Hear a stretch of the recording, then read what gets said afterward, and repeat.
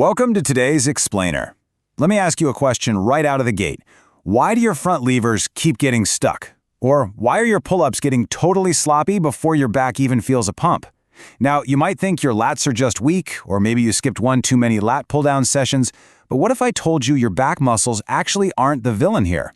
The real culprit, the hidden bottleneck literally holding back your upper body gains, is your grip.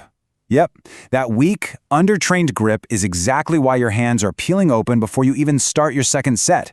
So in this explainer, we're going to unpack exactly why your hands are betraying you, and we'll walk through the definitive drills to fix it once and for all. Okay, let's dive into this. Here is our roadmap for today. 1. The real reason you fail. 2. Baseline and brain recovery. 3. The towel burn. 4. Unconventional joint strength. 5. The secret, false grip. And finally, 6. The gatekeeper to gains. Section 1. The real reason you fail. Stop blaming your lats. All right, so here is the harsh truth that most of us completely gloss over when programming our workouts. We train pulling, right? But we don't train holding. You're putting all this incredible effort into building a massive back and strong arms, but completely skipping direct grip work. So seriously, take a step back and ask yourself, why are your pull-ups actually failing? Think about your very last workout. When you finally dropped off the bar, was your back completely, entirely fried, or could you just not hold on to the metal anymore? For the vast majority of us, we just blindly assume we lack back strength, but all the evidence points right to our hands. And this brings us to a really foundational concept from our source material. Your fingers are doing all the quitting. I mean, think about how frustrating that is. You think you're working your arms, but your fingers are the ones tapping out early. Let's be absolutely crystal clear on this. If your grip dies before your primary muscles do, nothing else matters. It literally doesn't matter how unbelievably strong your lats are if you can't stay attached to the bar. That is exactly why we need the specific drills we're about to cover. No weird gear, no nonsense, just stuff that actually builds vice grip hands. Section 2. Baseline and brain recovery. Test your limits and rest your mind. Okay, before we go ripping open our hands with advanced drills, we've got to establish a true baseline. The test here is brilliantly simple. Just grab the bar and hang. That's it. But wait, you can't just let the bar slide down into your fingertips like you're holding on for a quick Instagram photo. No, you need to wrap your thumbs and use a full proper grip. You need to practice both passive hangs for endurance and active hangs for control. So the magic number you really need to drill into your head is 60. 60 seconds. Listen, if you cannot hold a strict dead hang for a solid minute, everything else we're going to talk about today is essentially a joke. This is the absolute minimum baseline. You've got to do this dead hang until it gets incredibly boring. When holding on for a minute feels tedious rather than exhausting, well, that's how you know your baseline strength is legit. But here's the thing. Grip strength isn't only built on the bar. It's built when you rest. You can train your grip all day long, but when do you actually let it recover? Our source introduces a really interesting tool here, the Manta Sleep Mask. Now you're probably wondering, why on earth are we talking about a sleep mask in a grip explainer? Good question. Because recovery isn't just physical for your muscles, it's an absolutely vital reset for your nervous system. This specific mask provides total blackout and full comfort, without slipping or putting weird pressure on your eyes. It blocks out every single bit of light so your brain can actually truly shut down, which means it finally stops replaying that failed muscle-up attempt at 2 a.m. Bottom line, if you genuinely want to get stronger, you've got to start sleeping like you mean it. Section 3. The towel burn, unstable, joint-friendly power. Now we're turning the intensity up. We're taking that same idea of a dead hang, but we're swapping the stable steel bar for 2 hand towels. You just throw them over the bar and grip the thick fabric. It is highly unstable, and man, it burns extremely fast. But honestly, that's exactly the point. This totally highlights the difference between standard pull-ups and towel hangs. See, with a regular bar, your grip is either overhand or underhand, and that often completely misses specific muscles in your forearm. But the towels, they force you into a neutral grip, right in the middle. This angle feels so much better on your joints, but will absolutely torch your forearms. It shifts the focus directly to the brachioradialis in your forearm and the brachialis in your upper arm.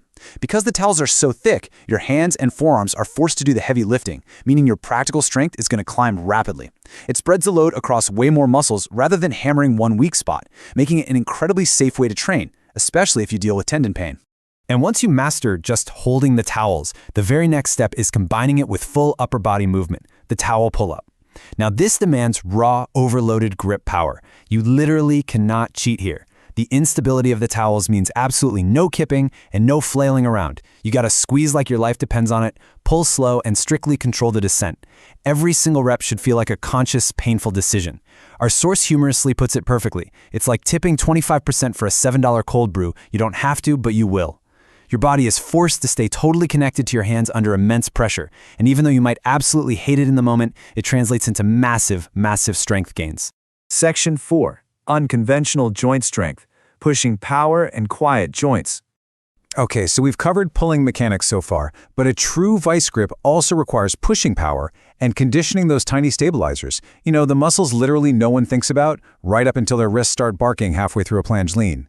If you want quiet, pain-free joints later, you've got to put in the loud, tough reps now. To do this, we're going totally old school with a routine that is still undefeated, the rice bucket.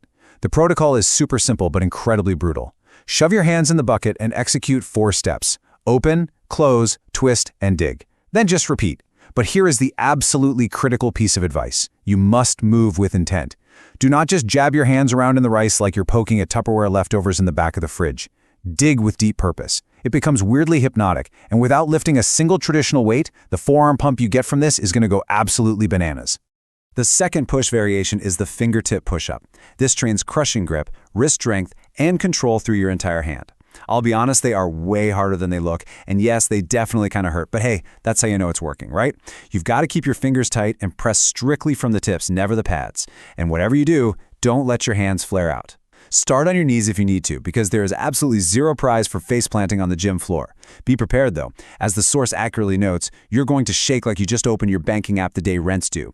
And that shaking, don't worry, that's just your central nervous system catching up to the massive new demand you're placing on it. Section 5. The secret. False grip. Welcome to the pain zone. Now we're unlocking the final boss-level secret move. It's a technique most people know about, but they actively avoid it because, quite frankly, it sucks. But avoiding it is exactly why your progress is stuck right now. Welcome to the false grip. You set your wrists high above the gymnastic rings, flexing them deeply to create a physical shelf. Then you hang from that shelf, not from your fingers. This builds immense forearm strength under really intense compression.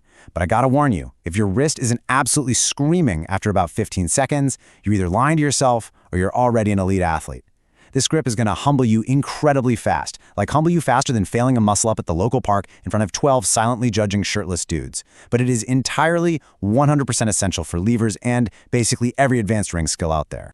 Section 6. The gatekeeper to gains. Your next steps. So, to wrap this all up, just remember that your pull-ups, your levers, your holds, they all fail at the hands. Literally. The 5 drills we just covered, plus that secret false grip, fix that problem right at the source. Grip strength is not an accessory, guys. It is the absolute gatekeeper to all upper body gains. When you train your grip properly, everything else you do is going to level up. So, let's see how you can build this into your own routine. Here are your actionable marching orders. Please don't try to do everything at once. Just pick 2 drills to start with immediately based on your current plateau. If you're completely new to direct grip training, you've got to start by building that 60-second baseline with dead hangs, and then introduce the towel hangs to build that joint-friendly power. But if you already have a decent baseline and you're just totally tired of being stuck on advanced moves, well, it's time to dive into the rice drills for stabilizer strength and tackle the pain zone of the false grip. Which brings us to our final thought for today's explainer. Hold it or fold it. It is time to stop blaming your lats, stop making excuses, and start attacking your weakest link directly.